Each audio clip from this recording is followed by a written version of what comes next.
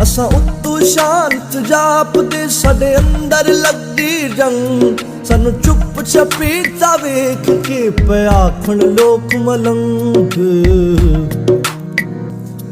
असा खुब्बे गम देखो बड़े साडे लंबे हो गए केस पाताने बाणे सोच दे असा बुनदे रहंदे केस हुण छित्ती दौड़ी बुलिया साडी सूली टंगी जान तेनू वास्ता शाह अनैत दा ना तोड़ी साडा मान असा पैरी पाले घुंगरू साडी पावे जिंद धमाल साडी जान लबात से अपड़ी हुण छित्ती मुख विखाल साडे सिर ते सूरज हाड़दा साडे अंदर सीत सियाल बन छाहण चेतर रुख दी साडे अंदर भांभड़ बाल